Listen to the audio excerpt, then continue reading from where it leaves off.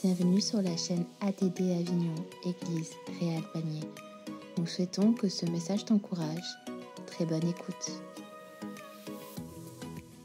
J'espère que vous allez bien. Je suis tellement heureux d'être avec vous ce matin. Tellement heureux d'avoir entendu le témoignage d'Evelyne et Vanessa. Tellement pressé d'entendre celui d'Arnaud et de Gabriel. Vous êtes pressés aussi? Oui? Bon, ça veut dire que vous voulez que je termine vite, c'est ça? Particulièrement celui de Gabriel, cher cousin. Je suis heureux de voir que tu t'engages avec le Seigneur. Mais avant ça, avant de leur laisser la place, avant de les voir avec joie plonger dans les eaux du baptême, j'aimerais déposer ce message sur votre cœur. Sa vie embellit la mienne. Et je voudrais tellement que ça ne soit pas simplement moi qui le dise pour ma vie, mais que chacun d'entre nous, nous puissions nous l'approprier ce matin. Sa vie embellit la mienne. Nous avons entendu au travers des témoignages qu'on a déjà écoutés que Jésus est tellement présent et que d'une manière forte, d'une manière qui montre tout son amour, toute sa grâce, il a impacté la vie de ses bien-aimés.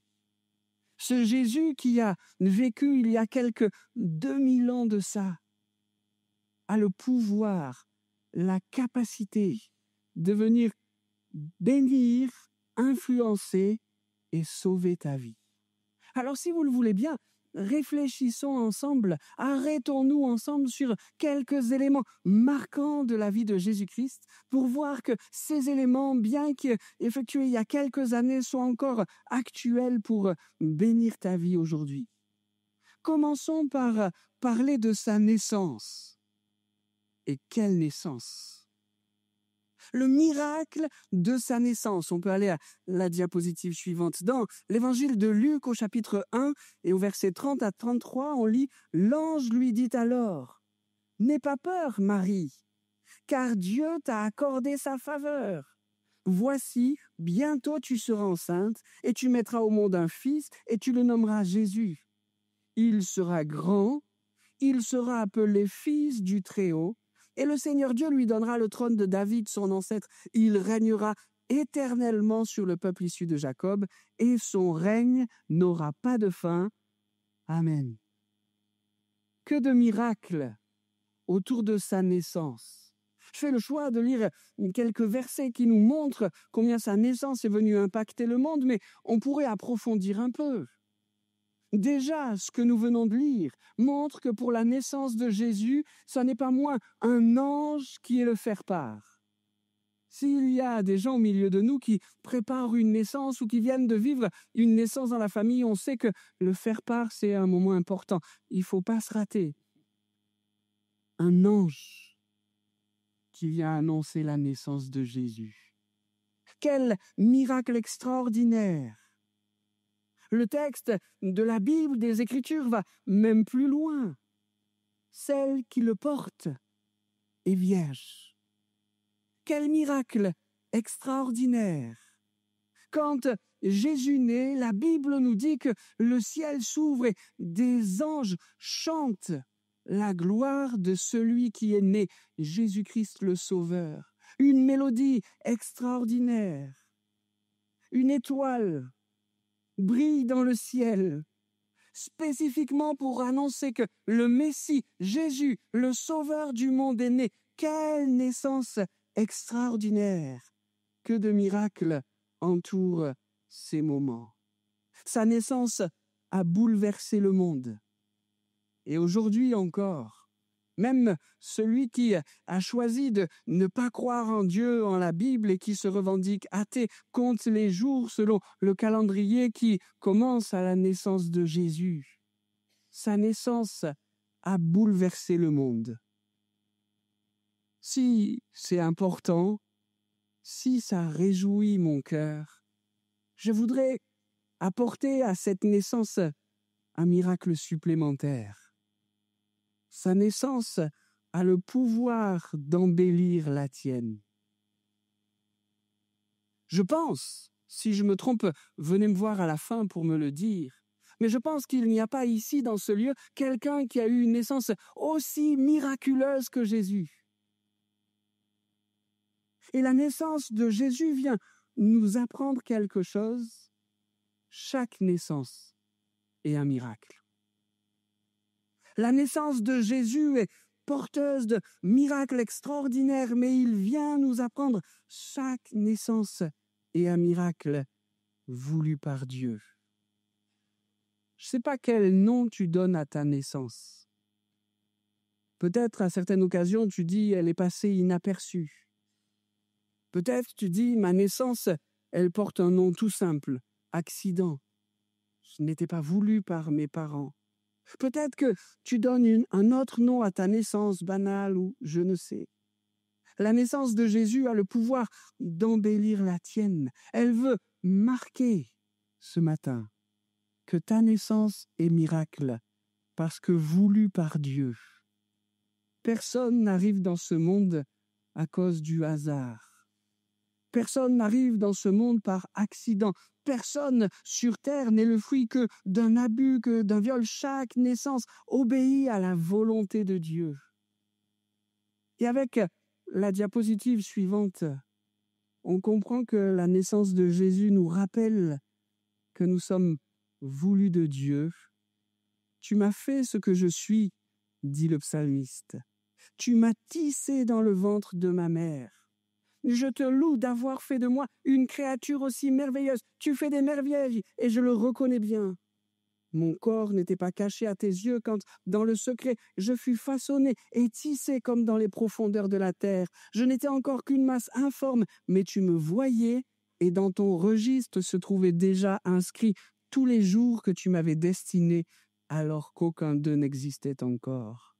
Sa naissance miraculeuse embellit la mienne parce qu'elle me rappelle que toute naissance est le fruit de la volonté de Dieu. Amen. Si on va vers d'autres éléments marquants de la vie de Jésus, on peut dire que les miracles qu'il a effectués sont comme des preuves toutes particulières qui viennent impacter nos vies. On peut aller à la diapositive suivante pour qu'on tourne les regards ensemble dans l'évangile de Jean au chapitre 21 et au verset 25. Les disciples qui ont été témoins de la vie de Jésus, inspirés par Dieu, écrivent ceci dans la parole de Dieu.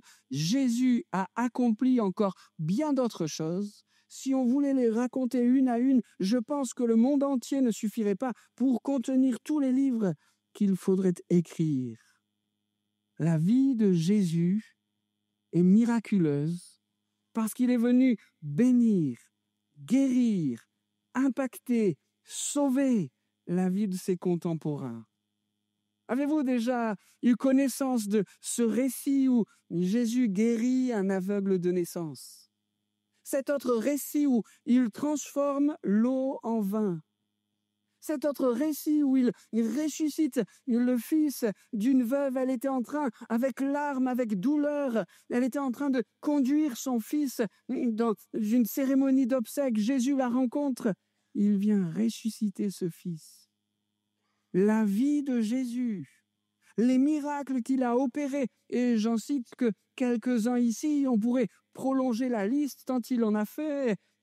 L'évangéliste Jean dit, mais quand bien même on aurait voulu tout écrire, la terre n'aurait pu contenir les livres qui présentent tout ce qu'il a fait de grand.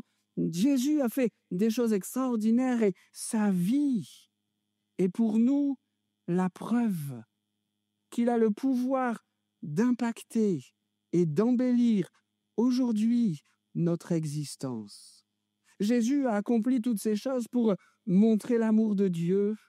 Jésus a accompli toutes ces choses pour montrer la puissance de Dieu. Il a accompli toutes ces choses pour montrer qu'il y avait des fruits concrets à la foi en celui qui croit.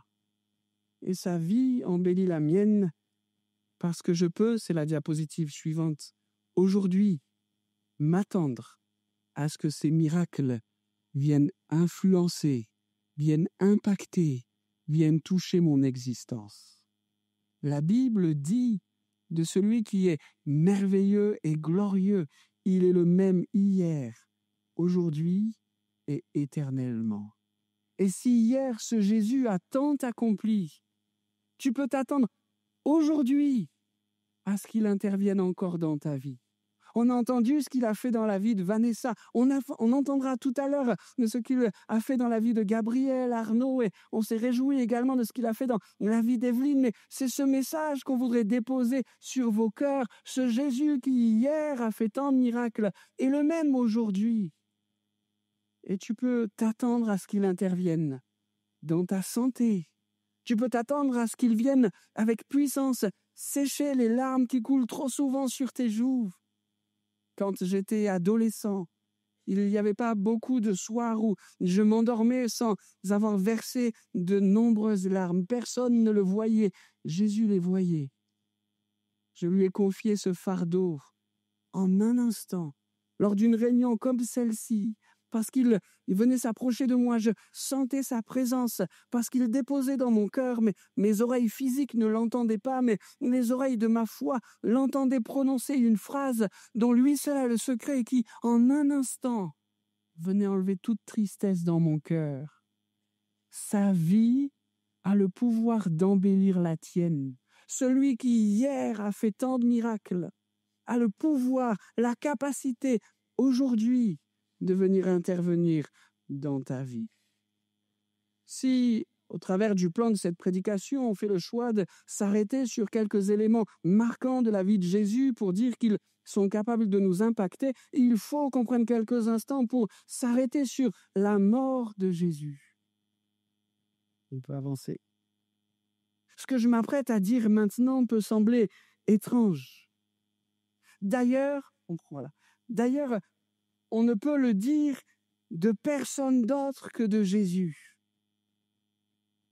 Ce que je m'apprête à dire, c'est que sa mort a le pouvoir d'embellir ma vie. On peut le dire que de lui, mais la mort de Jésus a le pouvoir d'embellir ta vie. Dans le Nouveau Testament, il est écrit « Et c'est par lui qu'il a voulu réconcilier avec lui-même l'univers tout entier, ce qui est sur la terre, ce qui est au ciel, en instaurant la paix par le sang que son Fils a versé sur la croix. » Pourquoi est-ce que la croix a le pouvoir d'embellir ma vie? Parce que la croix, c'est le seul moyen pour être réconcilié avec Dieu. Pourquoi la mort de Jésus a le pouvoir d'embellir ma vie? Parce que la croix est le seul moyen pour que je sois réconcilié avec Dieu, pour que tu sois réconcilié avec Dieu. Mais comment ça? Est-ce que ça signifie que Dieu est fâché? Il n'est pas fâché contre toi, mais il est fâché contre le péché. Il est tellement grand, tellement pur, tellement saint, qu'il ne peut tolérer le péché dans sa présence. Mais pour autant, il aime le pécheur. Et pour que ce pécheur puisse obtenir le pardon et être réconcilié avec son Créateur, Dieu a donné Jésus. Il fallait qu'un innocent meure pour que les pécheurs repentants puissent être pardonnés. Sa mort a le pouvoir d'embellir ta vie. Jésus est le seul qui puisse dire qu'il n'a commis aucun péché. Tous, nous sommes pécheurs, tous, nous avons besoin d'être réconciliés avec Dieu, mais Jésus a pris sur lui, à la croix, nos iniquités, nos fautes, il en a subi la condamnation, il est celui qui peut nous pardonner, il est celui qui peut te pardonner.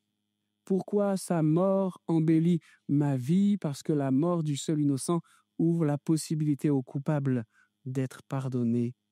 Amen. La Bible dit, il est mort pour nous, afin que nous entrions ensemble avec lui dans la vie. Ça va s'afficher derrière moi.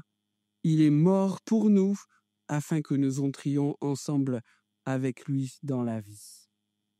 Si je regarde l'horloge qu'il y a en face de moi, je comprends qu'il faut que j'avance un peu. Je termine bientôt.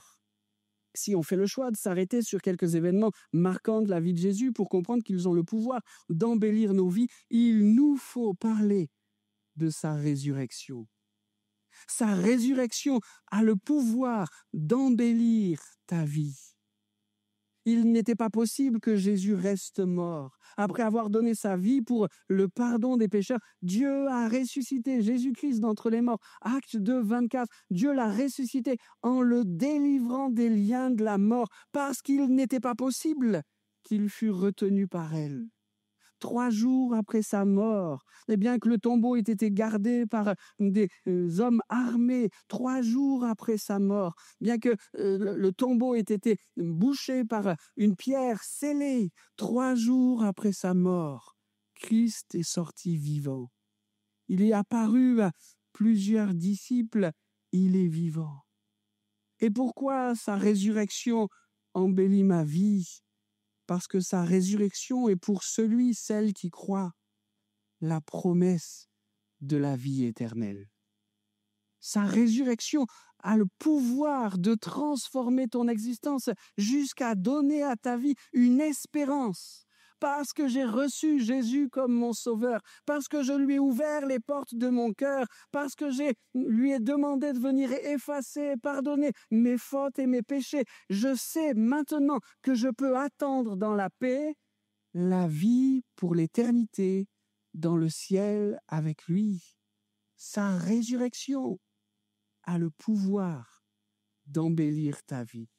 La Bible, pour nous parler de ce que seront ces temps glorieux et éternels, utilise ces mots qui sont tellement impactants. Il essuiera toute larme de leurs yeux. La mort ne sera plus. Il n'y aura plus ni deuil, ni plainte, ni souffrance, car ce qui était autrefois a définitivement disparu. Gloire à Dieu. Je termine avec cet autre moment marquant de la vie de Jésus-Christ, qui a lui aussi le pouvoir d'embellir notre vie, son ascension. Pour les disciples, certainement que ça a été un moment compliqué. Ils ont le sentiment que Jésus leur est une nouvelle fois enlevé. C'est le terme qu'il y a dans les évangiles. Il est enlevé dans les airs. C'est quelque chose de marquant pour les disciples, mais ils vont apprendre quelque chose de ce moment de la vie de Jésus. La proximité qu'il leur avait promis va être conservée. C'est vrai, Jésus remonte vers le Père, mais il promet, il garantit une proximité qui demeure. La Bible nous signale qu'après sa résurrection, il est remonté, et bien que remonté, il a continué de bénir, d'influencer et d'agir dans la vie de tous ceux qui plaçaient leur foi en lui. Après leur avoir parlé, le Seigneur Jésus fut enlevé au ciel et s'assit à la droite de Dieu. Quant à eux, ils allèrent proclamer la parole de Dieu en tout lieu. Le Seigneur travaillait avec eux et confirmait leur prédication par des signes miraculeux qui l'accompagnaient. Jésus, bien que remonté au ciel, peut et veut garder une proximité toute spéciale avec toi. Il peut être en communion avec toi. Tu peux lui parler, il t'entend. Tu peux le prier, il reçoit ta prière et il est capable d'y répondre. Tu peux crier à lui, j'ai besoin de ton secours, viens agir, viens intervenir dans ma vie. Et ce Jésus mort, ressuscité et remonté auprès du Père a aujourd'hui encore puissance et pouvoir pour agir dans ton cœur et dans ta vie. Sa proximité, sa ascension embellit ma vie parce que sa proximité et ce Dieu sauveur te protège, conduit tes pas, t'encourage, te soutient, t'enseigne, te fait grandir. Il veut faire tout cela avec toi et pour toi. Sa vie, son ascension, sa proximité a le pouvoir d'embellir ta vie. Amen. Alors ce matin, comme ils l'ont fait, comme plusieurs ici nous l'avons fait, place ta vie dans les mains de Jésus, parce que celui qui a tant accompli a le pouvoir d'embellir, de pardonner, de sauver, de donner une espérance éternelle à ta vie tout entière. Jésus n'est pas simplement mort, il est vivant et capable de bouleverser ton existence ce matin si tu lui ouvres la porte de ton cœur. Amen. Mon Dieu, merci pour ton plan parfait. Merci d'avoir, par amour pour nous, offert Jésus afin que nous puissions être réconciliés, débarrassés des conséquences de notre péché et hériter de la vie éternelle. Merci Jésus pour ta naissance glorieuse qui me rappelle que je suis moi-même fruit de la volonté de Dieu. Merci pour l'amour que tu me portes. Merci Jésus pour les miracles extraordinaires que tu as accomplis hier et que tu continues d'accomplir aujourd'hui. Nous pouvons nous attendre à toi. Tu es encore aujourd'hui le Dieu des miracles. Jésus, merci pour ta mort. Quelle souffrance! Aucune ne t'a été épargnée, mais tu as accepté par amour de mourir afin que nous puissions être pardonnés et réconciliés avec Dieu. Je veux te prier pour chaque personne de cet auditoire. S'il y en avait 1, 2, 10, 100, tu connais les cœurs, qui ce matin faisaient cette démarche de dire « Jésus, viens pardonner mon cœur, j'ai besoin d'être réconcilié avec Dieu. » Je sais, Seigneur, que tu le fais maintenant. Nous croyons en ta résurrection, Jésus, et elle est pour nous quelque chose qui a beaucoup de valeur. Tu es ressuscité et tu nous promets l'éternité. Merci pour ta proximité. Tu entends les prières même secrètes des cœurs ce matin et tu y réponds dans ta grâce maintenant. Dans le nom de Jésus. Amen. Merci d'avoir écouté ce message. Si tu apprécies ce podcast, alors abonne-toi et partage-le à ton entourage. Que Dieu te bénisse et à très bientôt.